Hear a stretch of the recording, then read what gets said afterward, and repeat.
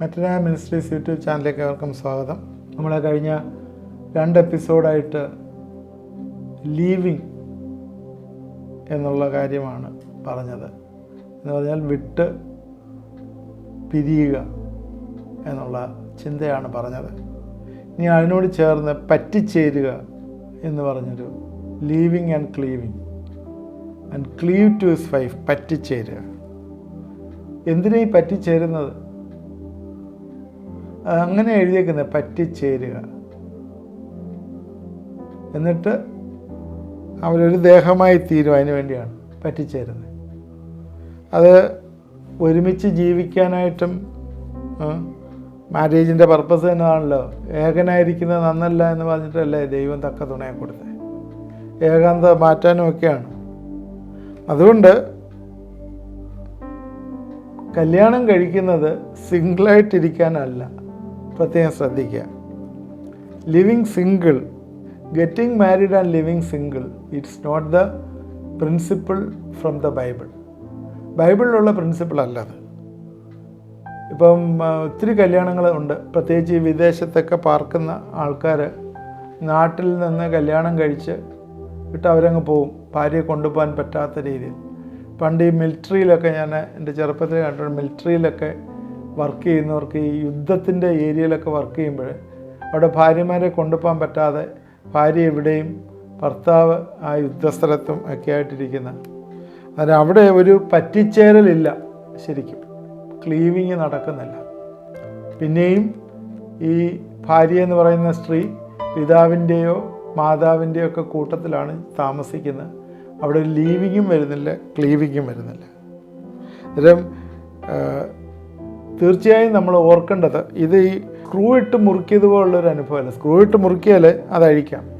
എന്നാൽ welded together അനുഭവമാണ് ഈ ക്ലീവിങ് എന്ന് പറയുന്നത്, പറ്റിച്ചേരുക. അത് ശരിക്കും പിന്നെ അത് അഴിക്കാൻ പറ്റത്തില്ല. അങ്ങനെയാണ് ഇരിക്കുന്നത്. എവിടെയെങ്കിലുമൊക്കെ ഡാമേജ് വരും അഴിച്ചു കഴിഞ്ഞാൽ. അത് പ്രത്യേകം അറിയാം. ഹവ്വായെ സൃഷ്ടിച്ചത് വാരിയലെടുത്ത് സൃഷ്ടിക്കുകയായിരുന്നല്ലോ. അങ്ങനെയാണ് ദൈവം പറഞ്ഞിരിക്കുന്നത്. വാരിയലെടുത്ത് സൃഷ്ടിച്ചതെന്നാണ് പറഞ്ഞിരിക്കുന്നത്. അന്നേരം അത് ആ ഫോർമേറ്റീവ് സ്റ്റേജിൽ അതിനെ വിടുവിക്കാൻ വയ്യാത്ത രീതിയിലാണ് ഭർത്താവിൻ്റെ ഒരു അവയവത്തിൽ നിന്ന് അതെടുത്തുണ്ടാക്കിയിരിക്കുന്നത്. അതുകൊണ്ടൊരു കാര്യം ഓർക്കുക, നിങ്ങൾ കൂട്ടുകുടുംബത്തിലൊക്കെയാണ് താമസിക്കുന്നതെങ്കിൽ ഭർത്താക്കന്മാർ ജോലിയൊക്കെ കഴിഞ്ഞ് വരുമ്പം അമ്മമാർ പല കാര്യങ്ങളും അതിനകത്ത് ഇടപെട്ട് ഭാര്യമാരെക്കുറിച്ച് പലതുമൊക്കെ വേണ്ടാത്ത പറഞ്ഞത് വരും. എന്നാൽ നിങ്ങൾ അവളെ സപ്പോർട്ട് ചെയ്യണം. ആരെ? അമ്മയല്ല, ഭാര്യയെ സപ്പോർട്ട് ചെയ്യണം. കാരണം അവളെ സഹായിപ്പാൻ വേറെ ആരുമില്ല. അത് പ്രത്യേകം ഓർക്കുക. കാരണം അവൾ വേറൊരു വീട്ടിൽ നിന്നാണ് വന്നത്. അവളെ സഹായിപ്പാനായിട്ട് ആളില്ല. അതുകൊണ്ട് വേണ്ടതായിട്ടുള്ള സപ്പോർട്ട് ഭാര്യയ്ക്ക് കൊടുക്കാനായിട്ട് മറന്നു പോരുന്നു. വേറെ രീതിയിൽ പറഞ്ഞാൽ നിങ്ങളുടെ ശരീരത്തിൻ്റെ ഒരു പാർട്ടാണ്. എൻ്റെ അസ്ഥിയുടെ അസ്ഥിയും മാംസത്തിൽ നിന്ന് മാംസവും. ഇത് ആദാം പറഞ്ഞതാണ്. അതുകൊണ്ട് ഭാര്യയ്ക്കെതിരായിട്ടൊരു സ്റ്റാൻഡ് എടുക്കാനായിട്ട് പാടില്ല. കാരണം ഒരു കളക്റ്റീവ് പേഴ്സണാലിറ്റിയാണ് വരുന്നത്. ഇപ്പോൾ ഇന്നത്തെ ഒരു സ്റ്റേജിൽ കുടുംബങ്ങളിൽ കാണുന്നത് 2 പേരും വർക്ക് ചെയ്യുന്ന ഒരു സാഹചര്യങ്ങൾ ഇന്ന് പലപ്പോഴും ഉണ്ട്. കാരണം പ്രത്യേകിച്ച് ഈ ആധുനിക യുഗത്തിൽ ഈ എഡ്യൂക്കേഷനൊക്കെ ഒരുവിധം നല്ലതായിട്ട് വന്നതുകൊണ്ട് പ്രൊഫഷണൽ കോഴ്സിലൊക്കെ പഠിച്ച് 2 പേർക്കും ജോലിയായിട്ട് വർക്ക് ചെയ്യുന്ന ഒരു കാര്യം ഇന്ന് കാണാം. അതുകൊണ്ട് ഈ കളക്റ്റീവ് പേഴ്സണാലിറ്റി പലപ്പോഴും ഇൻഡിവിജ്വാലിറ്റിയുടെ പ്രൊജക്ഷൻ, ഓരോരുത്തരുടെയും പേഴ്സണാലിറ്റിയുടെ ഒരു പ്രൊജക്റ്റ് ചെയ്യപ്പെടുന്ന കാണുന്നുണ്ട്. പണ്ടൊക്കെ ഭർത്താവ് ജോലി ചെയ്യായിരുന്നു. He was the bread earner. ഭാര്യ കുടുംബത്തിലെ കുഞ്ഞുങ്ങളെ നോക്കുകയും കുടുംബത്തിൻ്റെ ഉത്തരവാദിത്വം ചെയ്യുകയായിരുന്നു. അതുകൊണ്ടാണല്ലോ റാഹേലിനും ലേയ്ക്കുമൊക്കെ കുടുംബം പണിയാൻ പറ്റിയത്. യാക്കോബ് പണിയെടുക്കായിരുന്നു. അവിടെ ഒരു കളക്റ്റീവ് പേഴ്സണാലിറ്റി വന്നിരുന്നു. എന്നാൽ അവിടെ എഴുതിയിട്ട് ഒരു ഭവനത്തിൽ തന്നിൽ തന്നെ ഛിദ്രിക്കാൻ കഴിയുകയില്ല. ഒരു കുടുംബത്തിന് എല്ലാ രീതിയിലുള്ള ഐക്യത വേണം. ഭാര്യ ചിന്തിക്കുന്നതും ഭർത്താവ് ചിന്തിക്കുന്നതും ഒരേ ലൈനിൽ തന്നെയാണെങ്കിലേ ഐക്യത വരുള്ളൂ. ഇഷ്ടങ്ങളുടെ അനൈക്യമുണ്ട്. കാരണം 2 പേരുടെ ഇഷ്ടങ്ങൾ വ്യത്യാസമായിരിക്കും. എന്നാൽ ദൈവം യോജിപ്പിച്ചതായതുകൊണ്ട് ഇഷ്ടങ്ങളുടെ അനൈക്യമുണ്ടെങ്കിലും ആ ഒണ്ണസ്, 2 പേരുടെ ഒണ്ണസ് വരുന്നതുകൊണ്ട് കുറവുകളെല്ലാം അത് കോംപ്ലിമെൻ്റ് ചെയ്ത് വരുന്നതായിട്ട് കാണാം. വ്യത്യസ്ത ചിന്തകളും താല്പര്യങ്ങളും രണ്ടുപേരുടെ ഭവനത്തിൽ നിന്ന് ഡെവലപ്പ് ചെയ്തതാണ്. കാരണം അവൾ വളർന്ന ഭവനത്തിൽ നിന്ന് എൻ്റർലി ഡിഫറെൻ്റ് ആയിരിക്കും ഭാര്യയുടെ ഭവനം അവിടെ നിന്ന് വന്നത്. അതായത് ഇത് രണ്ടും കൂടി കൂട്ടി യോജിപ്പിക്കാനായിട്ട് വലിയ പ്രയാസമാണ്. ഈ രണ്ട് താല്പര്യങ്ങളൂടെ കൂട്ടി യോജിപ്പിക്കാനായിട്ട്. ചിലയിടത്ത് ചൂടാവുന്ന ഭർത്താവാണെങ്കിൽ സൗമ്യമായ ഭാര്യയാണെങ്കിൽ അത് രണ്ടും കോംപ്ലിമെൻ്റായി വരും. ഭർത്താവ് ചൂടാവുമ്പം ഭാര്യയും കൂടെ ചൂടായാൽ എന്താ സംഭവിക്കുമെന്ന് നമുക്കറിയാമല്ലോ. പിന്നെ അടുത്ത ഒരു വേറൊരു ശുശ്രൂഷ തന്നെ അവിടെ നടക്കും എന്ന് നമ്മൾ മറന്നു പോകരുത്. അതുപോലെ തന്നെ ഭയങ്കര സ്പീഡിൽ കാര്യങ്ങൾ ചെയ്യുന്ന ഭർത്താവ് അതിന് കോംപ്ലിമെൻ്റായിട്ട് തന്നെ സ്ലോ ആയിട്ട് ചെയ്യുന്ന ഭാര്യ അങ്ങനെ വരുന്നത് നല്ലതാണ്. കാരണം സ്ലോ ആയിട്ടുള്ള ഭാര്യയ്ക്ക് ഭർത്താവ് കോംപ്ലിമെൻ്റ് ആയിത്തീരും. സ്പീഡ് അതിലും ഇത് രണ്ടും ഇല്ലാത്തൊരു ഹാബിറ്റ് അല്ലെങ്കിൽ ഒരു സ്വഭാവം മറ്റുള്ളവർക്ക് വരുമ്പോൾ അത് രണ്ടും കൂടി കോംപ്ലിമെൻ്റ് ചെയ്യുമ്പോൾ അത് നല്ലതായിത്തീരും. എന്ന് വെച്ചാൽ ഒരാൾക്ക് ഇല്ലാത്തൊരു കാര്യം വേറൊരാൾക്ക് ഉണ്ടാകുമ്പോഴാണ് കോംപ്ലിമെൻ്റ് ആവുന്നത്. രണ്ടുപേർക്കും ഒരേ ഹാബിറ്റ് വന്നു കഴിഞ്ഞാൽ അത് വേറൊരു രീതിയിൽ ക്രിറ്റിസിസത്തിനും സൂപ്പർ ആക്ടിവിറ്റിക്കും ആയിത്തീരാനുള്ള സാധ്യതയുണ്ട്. അതുകൊണ്ട് ഞാൻ നേരത്തെ പറഞ്ഞ പോലെ രണ്ടുപേരും ജോലി ചെയ്യുന്നിടത്ത് അവരുടെ പേഴ്സണാലിറ്റി പ്രൊജക്റ്റ് ചെയ്യപ്പെടാനായിട്ടുള്ള ഒരു സാധ്യതയുണ്ട്. ഇവിടെ ഞാൻ ഫെമിനിസത്തെക്കുറിച്ചൊരു ക്ലാസ് വരുന്നുണ്ട്, ഇതിന് ശേഷം വരുന്നുണ്ട്. ആ സമയത്ത് തന്നെ അത് കൂടുതലായിട്ട് പറയാം. ഫെമിനിസ്റ്റിക് ആയിട്ടുള്ള ആക്ടിവിറ്റീസ്, ഹൂ ഈസ് സുപ്പീരിയർ എന്നുള്ളൊരു ചിന്ത പലപ്പോഴും അവിടെ വരും. കാരണം ചില സ്ഥലങ്ങളിൽ ഭാര്യയ്ക്കായിരിക്കും ശമ്പളം കൂടുതൽ ഭർത്താവിനേക്കായും. അന്നേരം ചിലയിടത്ത് ഭർത്താവിന് ശമ്പളം കുറവാണെങ്കിൽ കൂടിയും ഭർത്താവിൻ്റെ വർക്കിംഗ് അവേഴ്സ് കൂടുതലായിരിക്കും. ഭാര്യയ്ക്ക് കുറച്ചുകൂടെ ബെറ്റർ ജോബ് ആയതുകൊണ്ട് നേരത്തെ ഭവനത്തിൽ വരാൻ പറ്റിയെന്ന് വരും. ഇവിടെയൊക്കെ ദൈവിക പ്രമാണം അനുസരിച്ചിരിക്കുകയാണെങ്കിൽ എന്താണ് സംഭവിക്കുന്നത്? രണ്ടുപേരും അന്യോന്യം കോംപ്ലിമെൻ്റ് ആവും. ശ്രദ്ധിക്കുക, ഭർത്താവിന് ലേറ്റായിട്ട് വരാൻ പറ്റുള്ളൂ, ഭാര്യ നേരത്തെ വരാൻ പറ്റുന്നു, കുഞ്ഞുങ്ങളെ നോക്കാൻ പറ്റുന്നു. അങ്ങനെയുള്ള കാര്യങ്ങൾ രണ്ടുപേരും കോംപ്ലിമെൻ്റ് ആണെങ്കിൽ എത്ര നല്ലതാണ്. എന്നാൽ ഭാര്യ പറയുകയാണ്, എനിക്ക് കൂടുതൽ ശമ്പളമുണ്ട്, എനിക്ക് നേരത്തെ വരാൻ പറ്റും, നിങ്ങൾക്ക് എന്തുകൊണ്ട് വന്നുകൂടാ, നിങ്ങൾക്ക് അത് ഞിട്ടിട്ട് വന്നുകൂടെ, നിങ്ങൾക്ക് ഇത്ര രൂപയല്ലേ കിട്ടുന്നത്, നിങ്ങൾ ആ ജോലി ഒന്ന് റിസൈൻ ചെയ്യണം എന്നൊക്കെ പറഞ്ഞിട്ടൊരു ഇഷ്യൂ ക്രിയേറ്റ് ചെയ്യാനായിട്ട് എളുപ്പമാണ്. എന്നാൽ അന്യോന്യം കോംപ്ലിമെൻ്റ് ആകുമ്പോഴേ അത് വലിയ വ്യത്യാസം ഉണ്ടാക്കുന്നതായിട്ട് കാണുന്നു. അതുകൊണ്ട് ഭാര്യയോട് ചേർന്നിരിക്കുമ്പോൾ നേരത്തെ അതാണ് നമ്മൾ പറഞ്ഞത്, ഒരുമിച്ച് വെൽഡഡ് ടുഗദർ അങ്ങനെ ഇരിക്കുമ്പോൾ 100% സ്നേഹത്തിൽ പറ്റിച്ചേരും. എന്ന് വെച്ചാൽ ഇമോഷണൽ ആൻഡ് ഫിസിക്കൽ ആയിട്ടുള്ളൊരു പറ്റിച്ചേരൽ. സ്പിരിച്വലായിട്ട് നേരത്തെ പറഞ്ഞാണ്, കഴിഞ്ഞ ക്ലാസ്സിലൊക്കെ പറഞ്ഞാണ്, രണ്ട് വിശ്വാസികൾ തമ്മിൽ യോജിക്കാവൂ, അവിശ്വാസികളുമായി ഇണയില്ലാപ്പിണ കൂടരുത്. ഇത് വിശ്വാസികളുമായിട്ട് ബന്ധപ്പെട്ടുള്ള കാര്യത്തിലാണ് പറയുന്നത്. അതുകൊണ്ട് ഇമോഷണലായിട്ടും അതുപോലെ ഫിസിക്കലായിട്ടും നമ്മൾ ഒരുമിച്ച് ആകുകയാണ്. So you cannot divide your love. 100% love അന്യോന്യം കൊടുക്കുക. കുറച്ച് ഭാര്യയ്ക്കും ബാക്കി വേറൊരാൾക്കും. എന്ന് വെച്ചാൽ ഓഫീസിലുള്ള പെണ്ണിനോ അല്ലെങ്കിൽ ഓഫീസിലുള്ള ബോസിനോ അല്ലെങ്കിൽ വേശ്യയ്ക്കോ ഒന്നും കൊടുക്കാൻ പാടില്ല എന്നുള്ളത് നമ്മൾ മനസ്സിലാക്കുക. 100% ആയിട്ടുള്ള സ്നേഹവും നമ്മുടെ പാർട്ട്ണർക്ക് കൊടുക്കണം. ഈ സദൃശവാക്യത്തിലെ ശലോമോൻ 6-ാം അധ്യായത്തിലെ ശലോമോൻ നമുക്കറിയാം ഒരുപാട് ഭാര്യമാരൊക്കെ ഉണ്ടായിരുന്നാണല്ലോ. ഇതിൽ 6-ാം അധ്യായത്തിൻ്റെ 23 വാക്യങ്ങൾ, 23 വാക്യങ്ങളിലെ കുടുംബജീവിതത്തിലെ വഴിവിട്ട പോക്കിനെ കുറിച്ച് പറയുന്നുണ്ട്. കൽപ്പന ഒരു ദീപവും ഉപദേശം ഒരു വെളിച്ചവും പ്രബോധനത്തിൻ്റെ ശാസനകൾ ജീവൻ്റെ മാർഗവും ആകുന്നു. അവ ദുഷ്ടസ്ത്രീയുടെ വശീകരണത്തിൽ നിന്നും പരസ്ത്രീയുടെ ചക്കരവാക്കുകളിൽ നിന്നും നിന്നെ രക്ഷിക്കും. അവളുടെ സൗന്ദര്യത്തെ നിൻ്റെ ഹൃദയത്തിൽ മോഹിക്കരുത്, അവൾ കണ്ണിമ കൊണ്ട് നിന്നെ വശീകരിക്കുകയും വരുത്. അങ്ങനെ താഴോട്ട് കുറേ വാക്യങ്ങളുണ്ട്. നമ്മൾ ഇത് പ്രത്യേകം കുടുംബജീവിതത്തിൽ ശ്രദ്ധിക്കേണ്ട കാര്യമാണ്, പുരുഷന്മാരായാലും സ്ത്രീകളായാലും. ചില ആൾ ചിന്തിക്കും ഞങ്ങൾ വലിയ സ്ട്രോങ് ആണ്, എനിക്ക് ഏത് ടൈപ്പ് ടെംപ്റ്റേഷനെയും ഓവർകം ചെയ്യാനായിട്ട് പറ്റും എന്നൊക്കെ ചിന്തിക്കുന്ന ആൾക്കാരുണ്ട്. എന്നാൽ ശലോമോൻ പറഞ്ഞ ഈ വാക്യങ്ങൾ ഭയങ്കര ശ്രദ്ധേയമാണ്. ഒരുത്തിന് കാൽ പൊള്ളാതെ തീക്കനലിൽ നടക്കാമോ? ഒരു മനുഷ്യന് തൻ്റെ വസ്ത്രം വെന്തു പോകാതെ മടിയിൽ തീ കൊണ്ടുവരാമോ? ഇതൊക്കെ പറയുന്നതിന് ഒരുപാട് അർത്ഥമുണ്ട്. അതുകൊണ്ട് നമ്മുടെ ജീവിതത്തിൽ 100%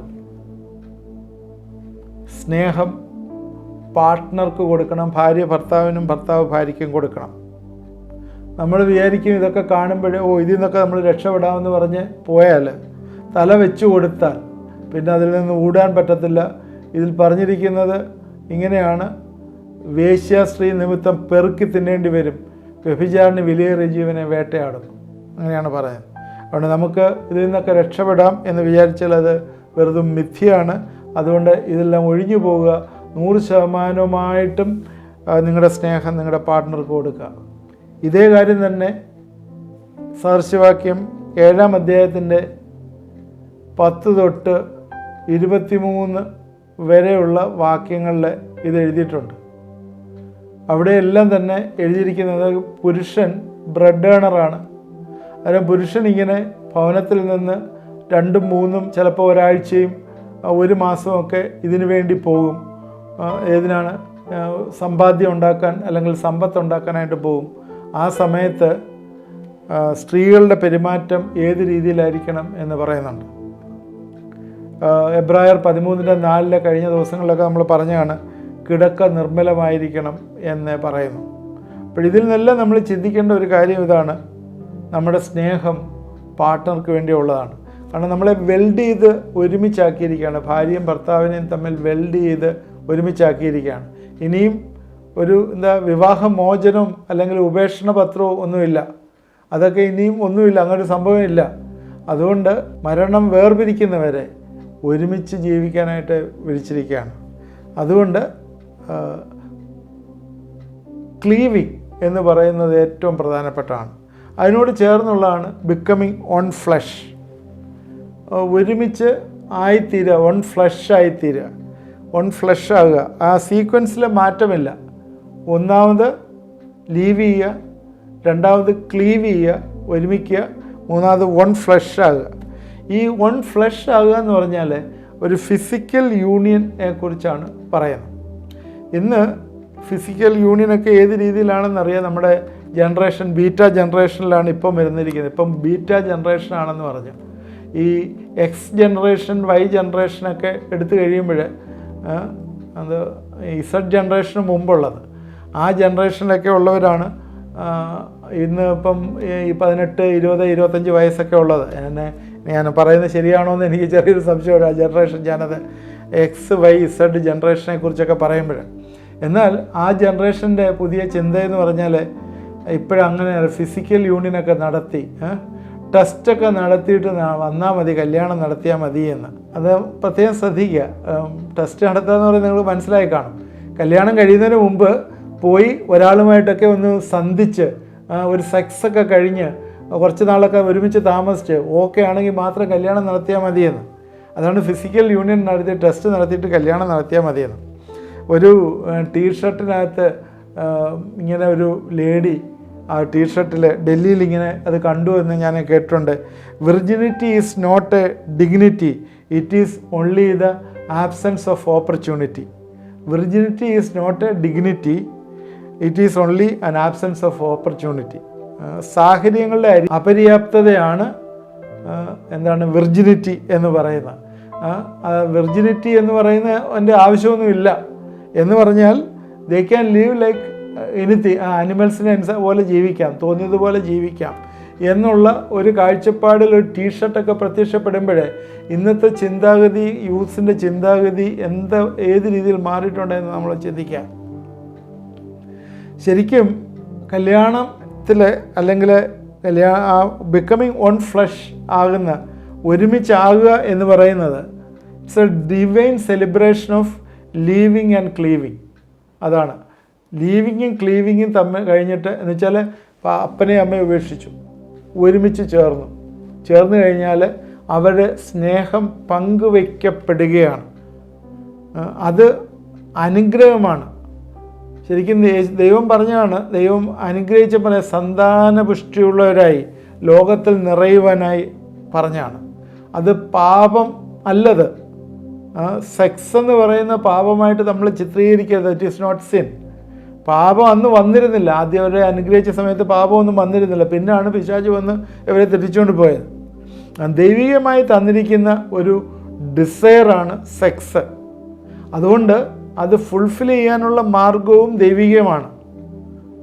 ദൈവികമായി തന്ന ഡിസയർ ഫുൾഫിൽ ചെയ്യാനായിട്ടാണ് മാരേജ് ദൈവം തന്നിരിക്കുന്നത്.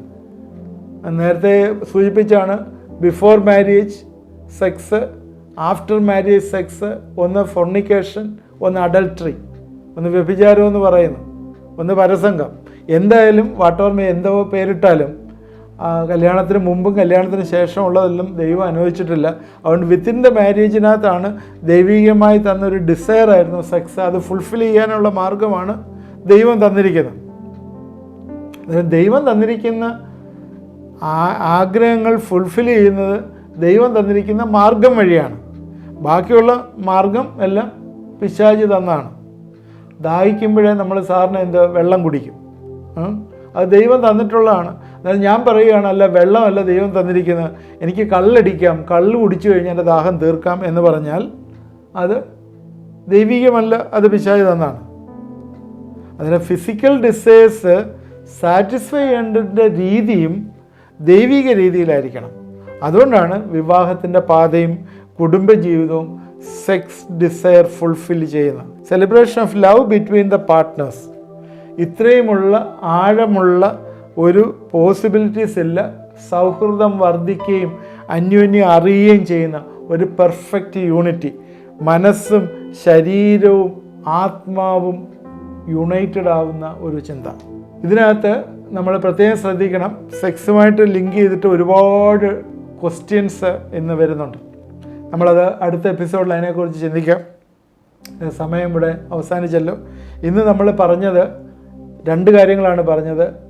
Cleaving and becoming on flesh. One flesh തീർന്നിട്ടില്ല, അതിനിയും പറയാനായിട്ടുണ്ട്. 1-2 എപ്പിസോഡിൽ പറഞ്ഞു തീർക്കേണ്ടി വരും. അപ്പോൾ ബിക്കമിങ് ഓൺ ഫ്ലഷ് എന്ന് പറയുന്നത് വലിയൊരു കാര്യമാണ്. അതിനകത്താണ് സന്താനപുഷ്ടിയുള്ളവരായി വരുന്നത്. തുടർന്ന് നമുക്ക് ഇതിനെക്കുറിച്ച് അടുത്ത എപ്പിസോഡിൽ ചിന്തിക്കാം. അത് നമുക്ക് പ്രാർത്ഥിക്കാം. ദൈവമായ കർത്താവേ, ഇന്ന് ഇത് കണ്ടുകൊണ്ടിരുന്ന പ്രിയപ്പെട്ടവരെല്ലാം ദൈവകരങ്ങളിലേക്ക് സമർപ്പിച്ച് പ്രാർത്ഥിക്കുന്നു. കുടുംബത്തിലെ പ്രധാനപ്പെട്ട ചില ഫണ്ടമെൻ്റലായിട്ടുള്ള ആവശ്യങ്ങളെക്കുറിച്ചാണല്ലോ ഞങ്ങൾ പഠിച്ചത്. കർത്താവേ, അപ്പനെയും അമ്മയെയും വിട്ട് ഭർത്താവിനോട് പറ്റിച്ചേരുകയും അവരൊരു ഏകദേഹമായി തീരുകയും ചെയ്യുമെന്നാണ് ചിന്തിച്ചത്. കർത്താവേ, ഇന്നും ആ പേഴ്സണാലിറ്റി ക്ലാഷിലും പ്രയാസത്തിലുമൊക്കെ ഇരിക്കുന്ന ചില കുടുംബങ്ങളുണ്ട്. ഭാര്യയും ഭർത്താവും ജോലി ചെയ്യുന്ന ചില കുടുംബങ്ങളിൽ കർത്താവെ ചില പ്രയാസങ്ങൾ കൂടി കടന്നു പോകുന്നവരുണ്ട്. ഭാര്യയുടെയും ഭർത്താവിൻ്റെയും ജോലി സമയവും അതുപോലെ കുഞ്ഞുങ്ങളെ നോക്കാനായിട്ടുള്ള പ്രയാസങ്ങളും ഒക്കെ അനുഭവിക്കുന്ന ചില കുടുംബങ്ങളിത് കാണുന്നു. അവരുടെ കർത്താവെ ജോലിയുടെ സമയങ്ങളിലൊക്കെ ദൈവമേ നീ ഇടപെടുകയും സഹായിക്കുകയും ചെയ്യണമേ എന്ന് പ്രാർത്ഥിക്കുന്നു. കർത്താവെ, 2 പേരും കർത്താവെ ഒരുമിച്ച് ഇരുന്ന് കർത്താവെ സ്നേഹത്തോടും സന്തോഷത്തോടും ഇരുന്ന് പ്രാർത്ഥിക്കുകയും കുടുംബജീവിതം നയിക്കാനായിട്ടുള്ള എല്ലാ തടസ്സങ്ങളെയും യേശുവിൻ്റെ നാമത്തിൽ ഞങ്ങളെ റിമൂവ് ചെയ്ത് പ്രാർത്ഥിക്കുന്നു. ദൈവമേ, ഈ ദിവസത്തിൽ അവരെ ഒരുമിച്ചിരിക്കാൻ, ഫ്രീ ടൈം കിട്ടുവാൻ, എഫക്റ്റീവായിട്ട് സമയം കുഞ്ഞുങ്ങൾക്ക് കൊടുക്കാനും ഒക്കെ കർത്താവെ സഹായിക്കുക, ഇടവരുത്തുകയും ചെയ്യണമേ എന്ന് പ്രാർത്ഥിക്കുന്നു.